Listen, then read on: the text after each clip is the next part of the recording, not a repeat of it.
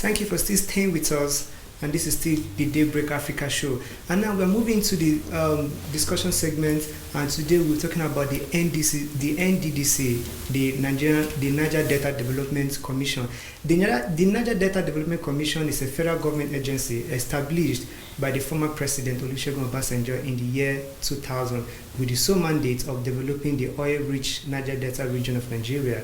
In September 2008, the late President Umaru Yar'Adua announced the formation of a Niger Delta Ministry with the Niger Delta Development Commission to become a parastatal under the ministry. One of the core mandates of the commission is to train and educate youths of the oil-rich Niger Delta regions to curb hostilities and militancy while developing key infrastructure to promote diversification and productivity. Now, this is basically what we're talking about today, and to see how far they have gone with this mandate so far. Now, the Nddc of recent have been in the news, no, not of recent, they have always been in the news, and most of the times are news for the wrong reasons. But this discussion segment, and I have some guests here with me. I have Chief Mrs. Obi Ndukwe, who is the National President of Citizens for Quest for Truth Initiative. You're welcome, ma'am. Thank you. Thank you for being here. And I also have a very able secretary here, Mr. Iniye Opupo, the National Secretary of Citizens for Quest for Truth Initiative. You're welcome, sir. Thank you. The name is Citizens Quest for Truth. Okay, Citizens Quest for Truth Initiative. Yes. I'm sorry about that. Thank you very much. So we're talking about the Niger Delta under President Buhari so far. Now, from the introduction I did just a short while ago, found out that the NDC was formed in 2000. That's about 19 years ago, with several mandates. Now, as citizens who are on the quest for truth, like, how will you evaluate the NDC so far in these 19 years? Maybe Mrs. Obi, you can take that. Well, thank you very much. Yeah, the issue of NDDC has been in the front burner for quite some time now, especially with the call for a forensic audit of the commission, to find out whether they've actually lived up to expectations. Since 2001, thereabout, when the commission was first created, and well, for me, and I may not really be in the position to score them, but I can say that there could be quite some areas where they have actually tried to do well. For instance, keeping the peace in the region. Prior to the creation of this agency, I'm sure you know what it was in the Niger Delta at some point, and whether you like it or not, peace is priceless. There's nothing that you can do in an atmosphere of restiveness, particularly the kind of restiveness we used to witness in the Niger Delta region. So if you ask me, I think that we'll give them a pass, for that, for being able to keep the peace. Yes, to keep the peace. But when you go through the core mandate, the function, through even the act that established the NDDC, one of their core responsibility wasn't really about maintaining peace, security. No, security is there. When you talk about security, it's all about the peace. Because first of all, what gave rise to the creation of the NDDC was the restiveness in the region, the agitations, the armed struggle. And what was it all about? Yes, there was the youth then felt there was injustice meted out on the region in terms of.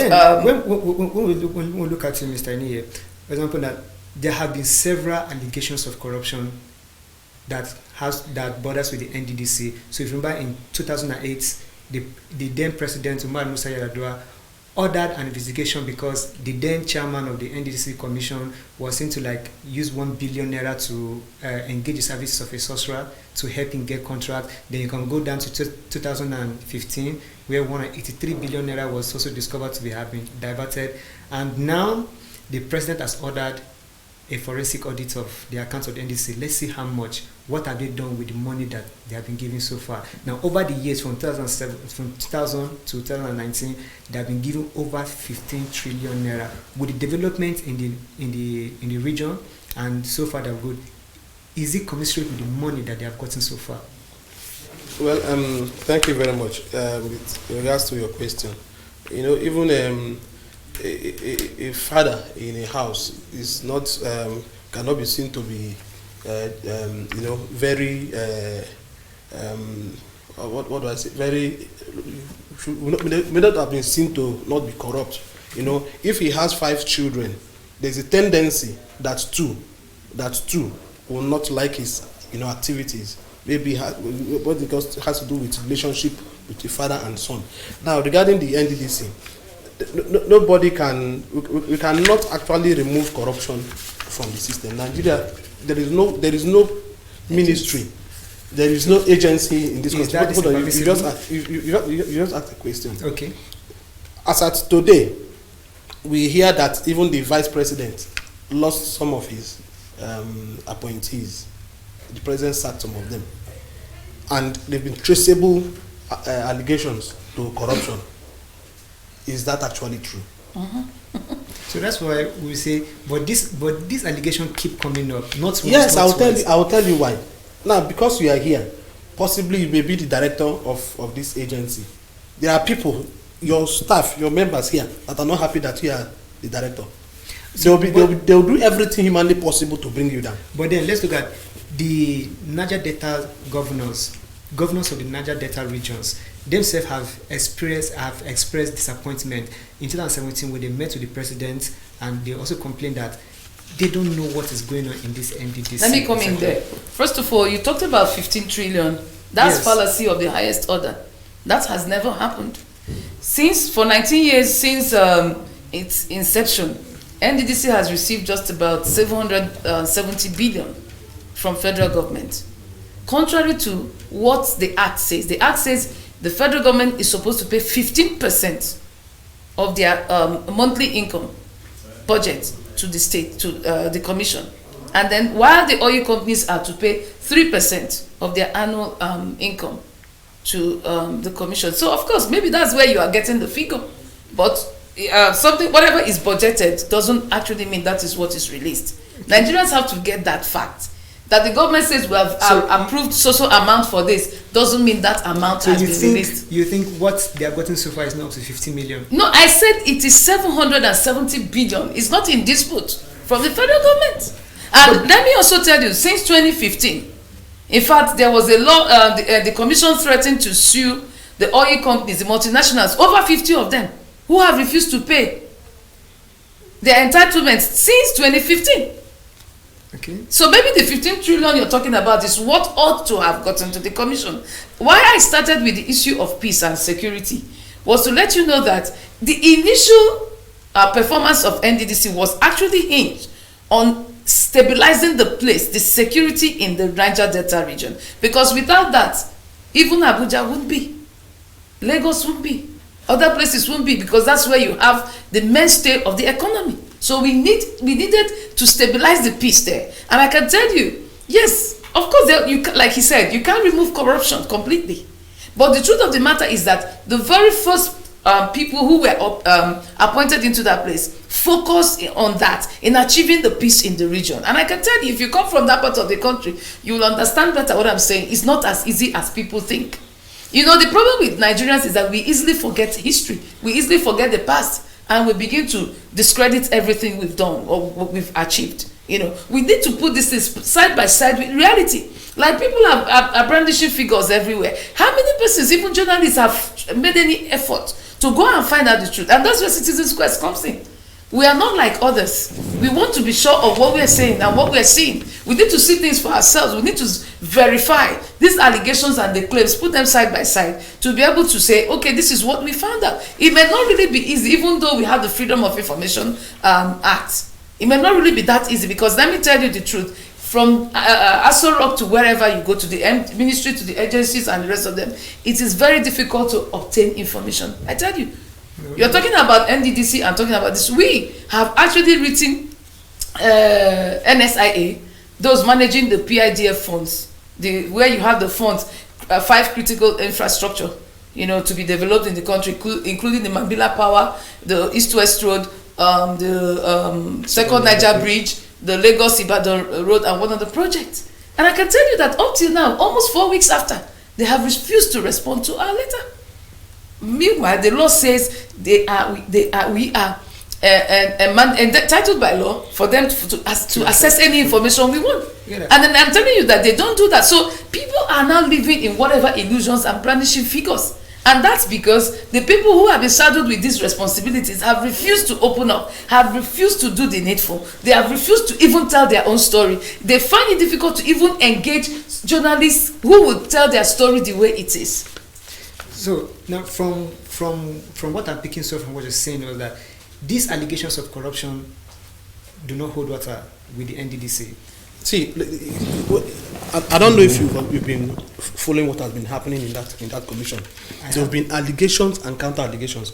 Now you took us back to 2008. Yes. Up to date. All those allegations, have any been proven to be correct? 2015 was that it was uncovered 183 billion naira. But then what action we were waiting for, Nigerians were waiting to see the government take, the actions were not taken, and then that was swept under the rug. Now of recent, with the appointment of this Ngozi Opabio, they uncovered several allegations to the extent that one senator... You said it's an allegation. It's an allegation until it is proven. I told you earlier before now that people will continue to brandish all sorts of figures just to pull people down. Are you telling me, listen, where there is 4,000, where there are 4,000 uncompleted budgets in that region, you have about 8,000 completed. Okay, so now what people want to do is just to go and get pictures, information of the bad jobs done by the commission or any government agency. Why don't they go to get the good ones? Are you saying that in the entire Niger Delta region, the NDDC has not done anything good whatsoever? There are people today that are on scholarship through the NDDC. We have people that have gone overseas for medical treatments. These are all in the mandates that created NDDC. And there are also roads. Remember, NDDC is not a government per se. A government agency per se. It's a government per se. It is an interventionist agency. What it means is that if the road to your station, your studio is bad, as an interventionist agency, pending when a proper job will be done by government, either federal, state, or local government, NDC will come in to see how they can do a palliative. So these are the issues. But just like I said earlier at the introduction, the then President Umar Musa Yar'Adua created the Niger Delta Ministry, and then which basically it moved the NDDC from being an interventionist agency to being a parastatal of government. No, they are two different things. NDDC is not a ministry. The Ministry of Niger Delta Affairs. Let me under the ministry. No, let me clarify this to you. Let me tell you. Let me clarify. The act establishing NDDC says is under the presidency. It's actually supposed to be supervised by the secretary to the government of federation, and not what you have, being supervised by the Ministry of Niger Delta Affairs. Secondly, Ministry of Niger Delta Affairs as a ministry has its core project, which is what? The East-West Road. It's not even NDDC. NDDC is secondary. Theirs is to just supervise. But their major assignment is to fix the East-West Road. You're talking of a road of about almost 700 kilometers, linking the East and the West. And then it's there abandoned and nobody's talking about it, and people are busy playing politics. They are playing politics with NDDC. Can I ask you a question? Is there really any one of them who is talking about NDDC who is not guilty? It's very difficult to talk about any major stakeholder from the region. And I can even tell you, we have information showing that people from the north have gotten big contracts there, and they abandon them. I can tell you we have some of them. But we're waiting to see what the forensic audit will come out with. And then we'll present our own. We're also investigating, we're also digging. And that's why we said, if there's going to be a forensic audit, a proper audit, it has to be independent. There is nobody from the region, even in the National Assembly, who should be part of it. Because one way or the other, it's either you've appointed somebody who was there, who is also being accused. And you know the way these things are. Don't tell me that you appointed an MD into NDDC and somehow you didn't know what he was doing and you didn't speak up. So it is very difficult for you to be a judge in your own in your own case. Do you get the point? So I think that there should be separation of duties. People should understand why they are appointed. For crying out loud, the Senator Akpabio, yes, to many he's doing it. That's what the masses want. But the real sense of it, His main focus ought to be how to complete the Nigeria, how to assess the funds. About 100 billion lying there in the PIDF, and nobody's talking about it. Fashola has been able to assess about 75 billion, and he's fixing about 3 projects out of the 5.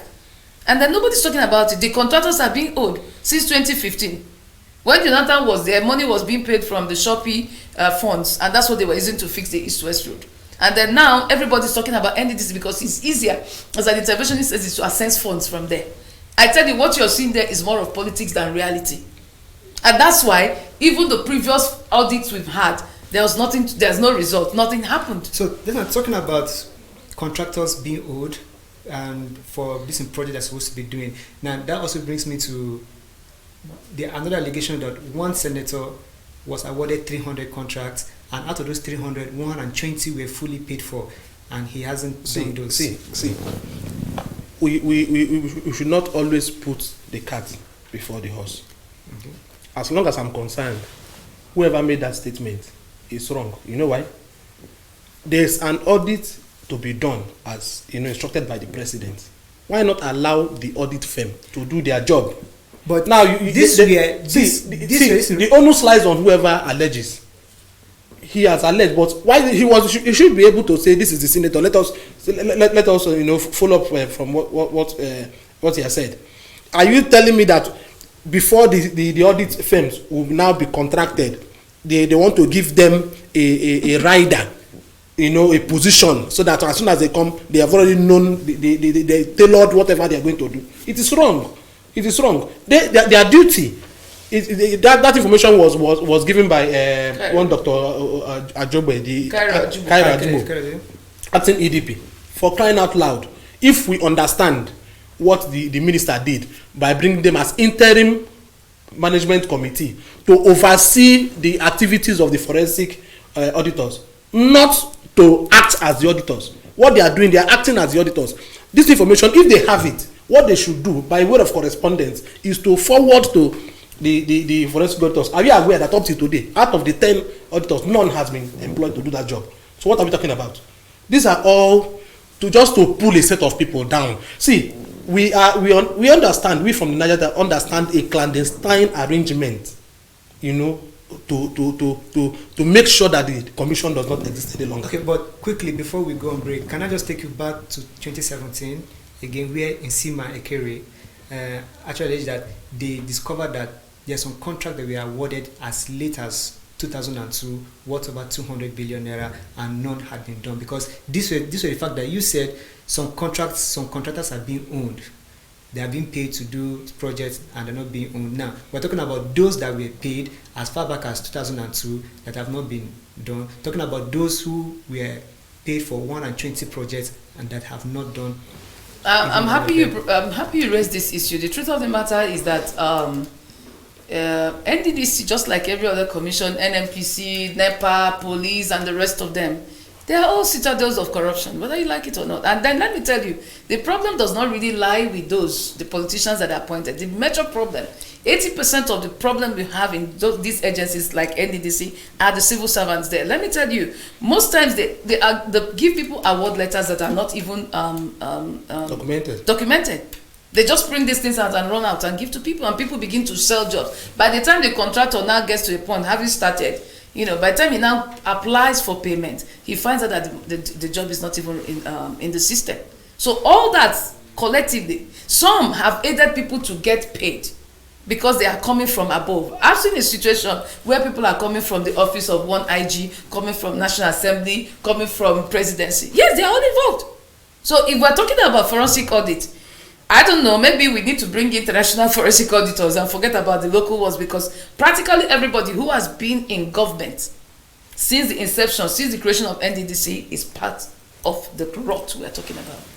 Okay, so to your own point, we have to just wait for the audits, for the forensic audit. Yeah, let's see what the forensic audit will come up with, and then if there are areas we know they didn't touch, we'll supply the information. We have some of them. Okay, on that note, we'll just take a quick break and we'll be back. The discussion continues after then. Please stay with us. There's always something happening in the world of entertainment. From trending hot topics to even hotter music videos, the best events, and the most interesting guests, of course. It just pushed me. So find all of that juiciness and more on Posh Spice, the show that brings you all of the most entertaining content from the entertaining world of entertainment. That's lit, man! So watch me bring sizzling hot content to you on Television Nigerian. You can watch us on our nice concert platforms, and if you are not a fan of television, watch us on our social media platforms and our web TV, of course. Don't miss it. Seriously, don't miss it. My job literally depends on it. Your body bang, bang, your body bang, your body bang, bang, your body bang, your body bang, bang, your body bang, your body bang, bang, your body bang, your body bang, bang, your body bang, your body bang, your body bang. Fire. And I give us when you take a selfie, when you take a pose, you the ginger the boy. Every time you bend the low, I'm okay when you take a selfie. When you take a photo, you the ginger the boy. Every time you bend it low.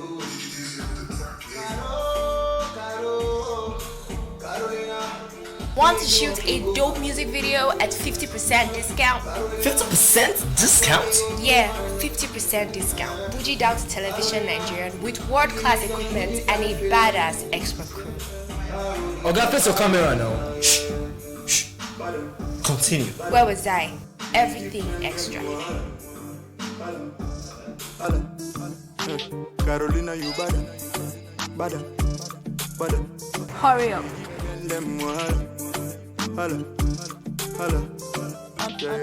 I know say you know this thing you did do, my girl, say you know. The body is big and I know say you know.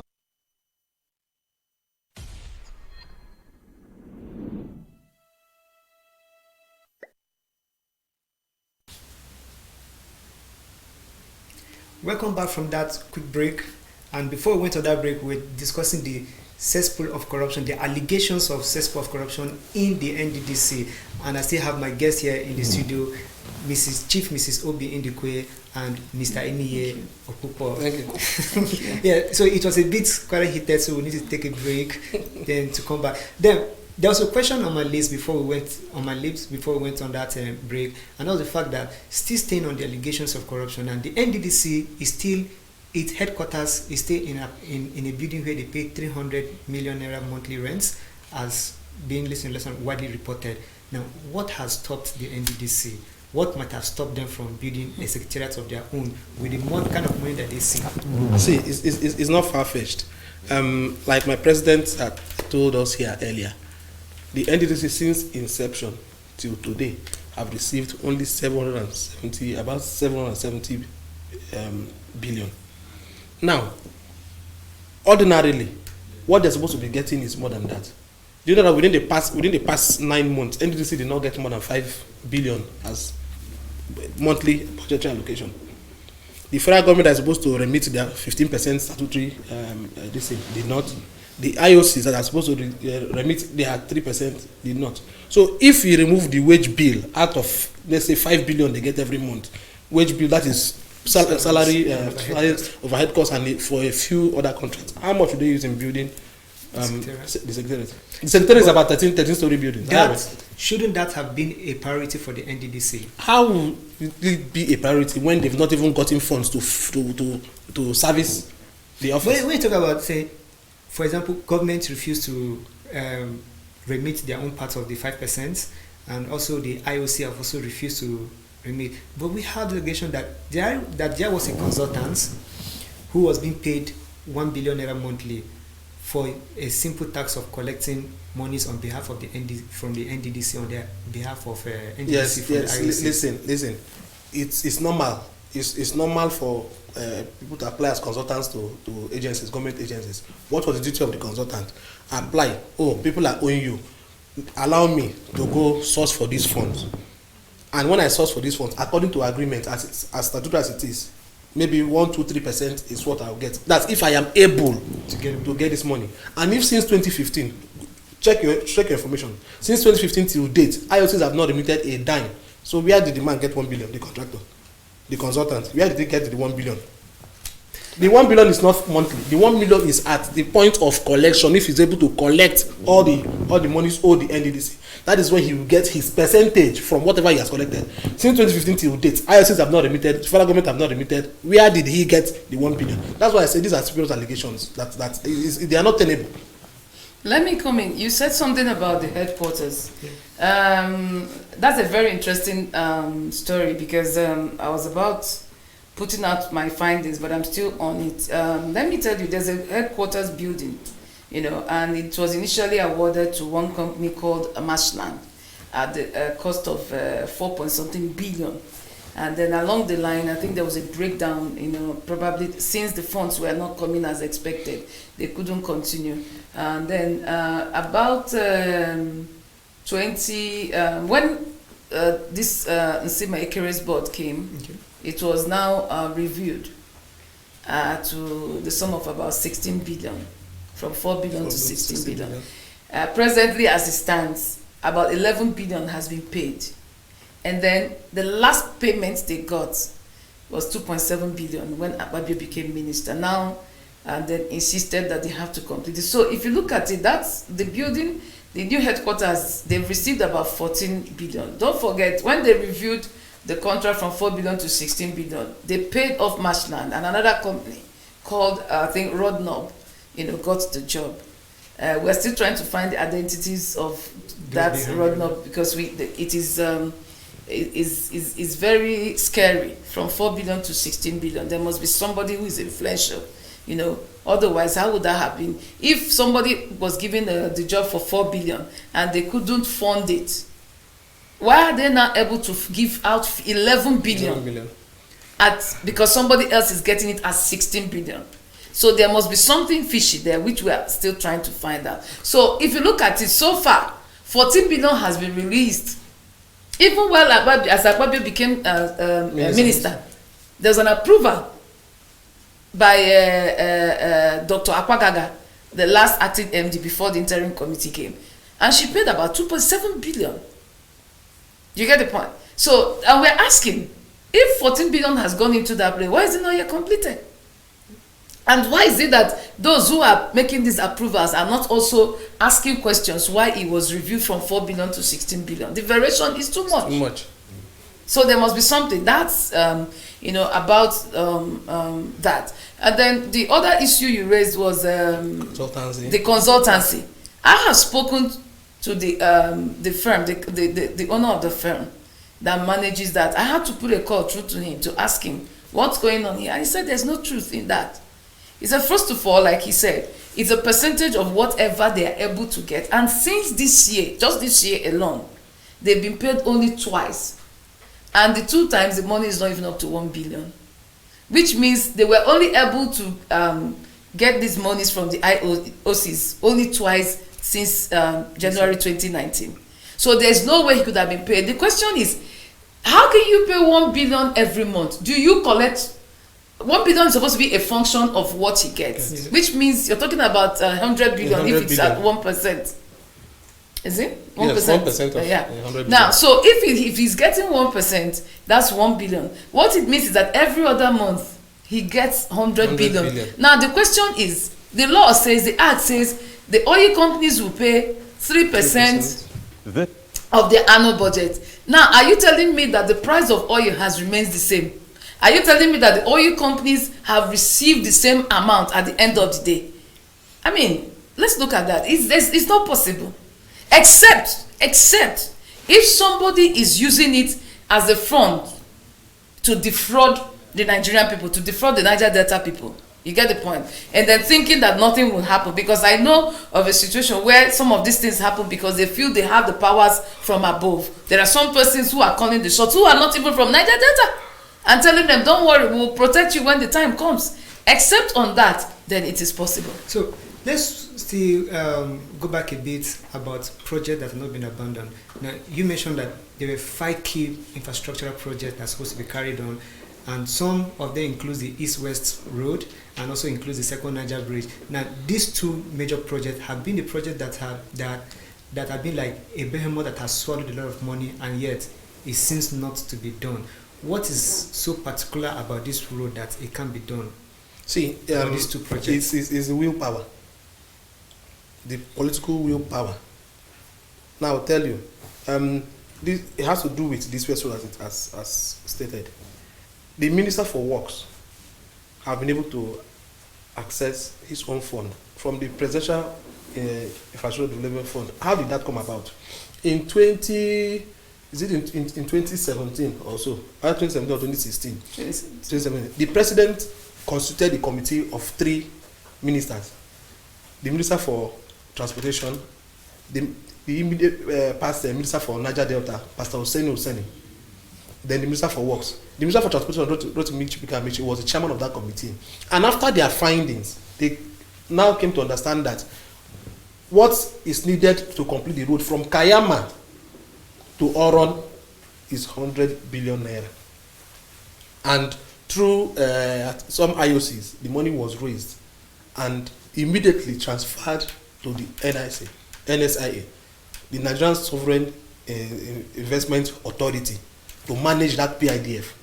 Now, out of that money, out of that fund, there are 5 contracts, 5 projects to be carried out in that project, that fund, including the Mambila Power Project, East West Road, Second Niger Bridge, Kaduna, Kano, Abuja, Kaduna, Abuja, Kano Road. Yes, and Fashola as Minister for Works.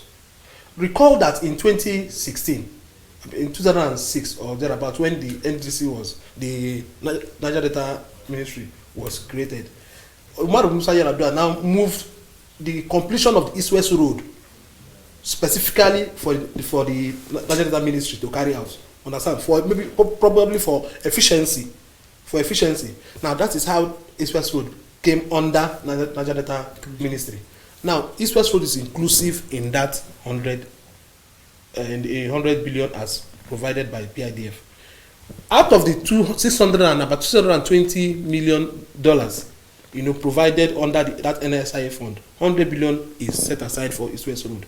Fashola have been able to access about 75 billion out of the 600 and something million for that project.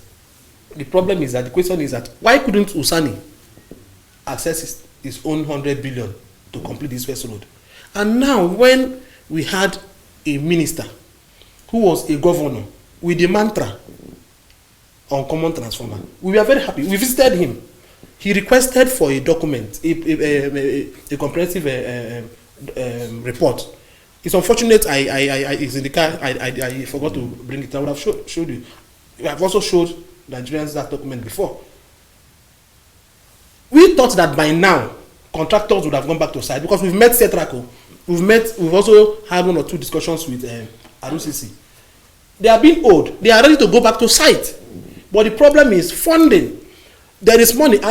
Now, the president has made budget allocation for the Ministry of Niger Delta about 85 billion. We're never talking about that. We're talking about 100 billion naira that is lying in. Now, listen. This document is request for audience. We wrote the MD Presidential Infrastructure Development Fund here in Abuja. 2 weeks, about 3 weeks now, no response. We have also written, acknowledged. This is a request for audience. Mr. Tayo Alaso Dora, Minister for Niger Delta Affairs, State. We want to discuss with them. We want to know from PIDF first, why haven't you released this money? Then we'll now go back to the ministry and ask, why haven't you been able to access these funds? Are you having challenge? How can we ask? See, we gave these people our mandate. So it is also through the ballot. It is also our responsibility to checkmate them if they are doing what we ask them to go and do. So if these people will refuse to see us, then that means there's something fishy. I think, like he said before we went on break, there's something he's made a statement. He said there's a conscious effort, there's a plan, there's a sinister plot to scrap the NDDC, the commission. That's why some of these allegations are coming up. Well, we appreciate the fact. Why would there be any interest I'm coming. NDDC? Yeah, because like I said, almost everybody who's been through the corridors of power is involved in the mess there. That forensic audit will not see the light of day, I can tell you. It's just to mark time to do whatever they want to do. Even while the forensic audit is coming and it's on, a lot of things are also going on there. But so we are waiting. Now, let me address this. Let me add something to what he said about the PIDF. The money for the East-West Road ought not to be a problem because money has been set aside. It's there. $650 million was paid into that fund. And out of it, 100 billion is earmarked for East-West Road. And he said the former minister couldn't access it. So why can't the uncommon transformer, Akpabio, access the funds? Why is it that the PIDF, the NSIA, those managing the funds don't want to see us? They don't want to say anything. So you see that for us, there's a conscious plan to undermine development in the Niger Delta. The president means well. If he didn't mean well, he wouldn't have set up the PIDF. He wouldn't have set up the presidential committee that went to get these things done, this information.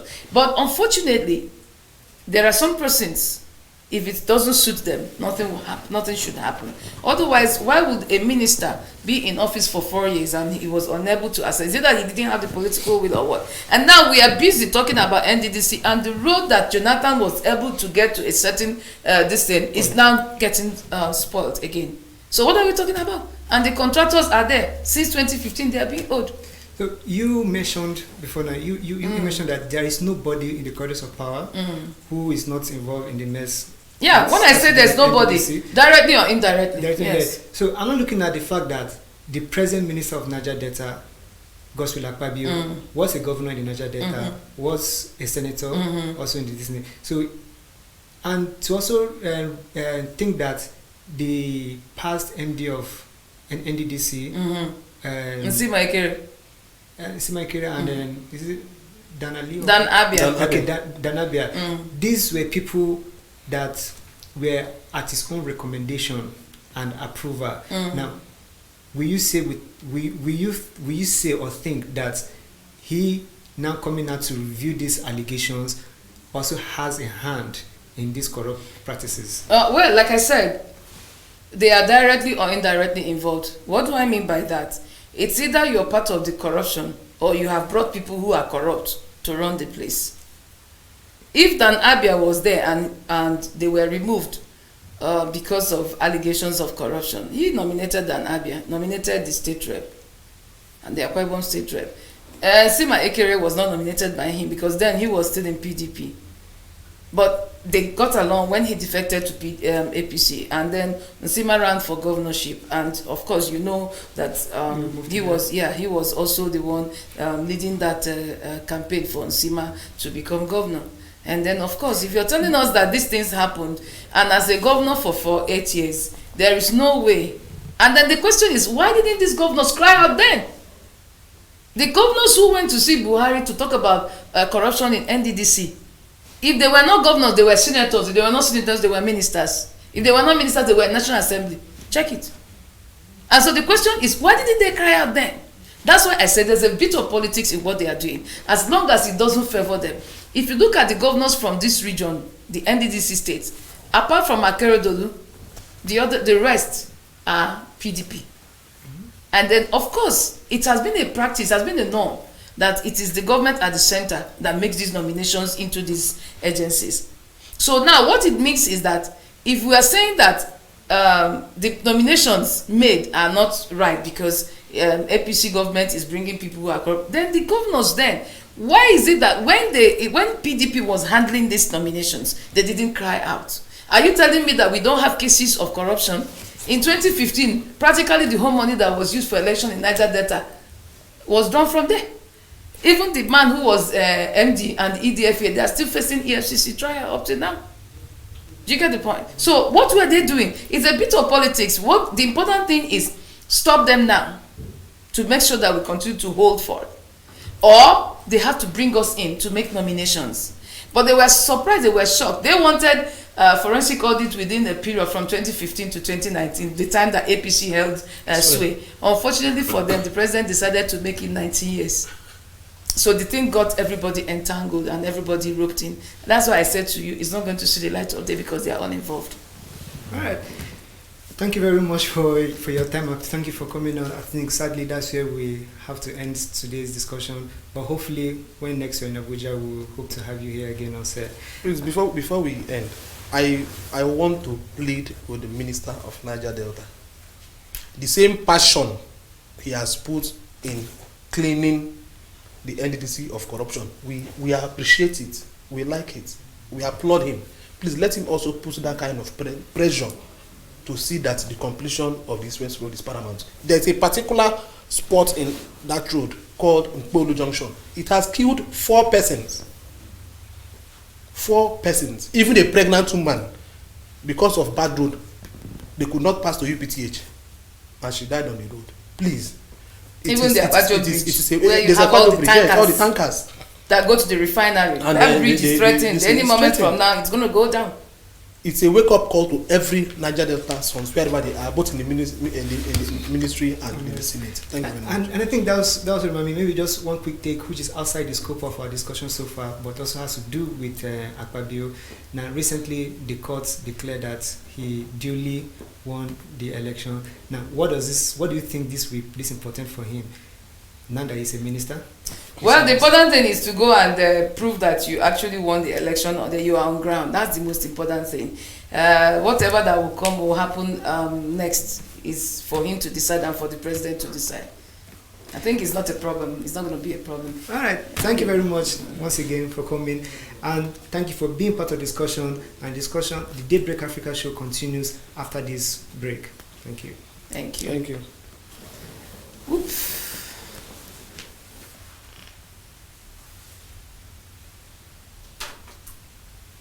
This is Television Nigerian, a broadcast network committed to serving you the very best in online and offline television programming. Situated in the serene environment of Guzape, Abuja FCT, TVN, as it is fondly called, caters to a wide variety of audience via carefully orchestrated mind-blowing programs in the areas of fashion, business, politics, entertainment, religion, movies, food and health, culture and lifestyle, events around the globe, sports and foreign news. Whatever your inclination, we've got you completely covered with programs like Issues of the Moment, The Patriot, Daybreak Nigeria, Matter Africa, TVN Business Time, Healthy Living, From the Cradle, Stay Inspired, Entertainment Gist, Movie Hour, Hits Paradise, among others. All designed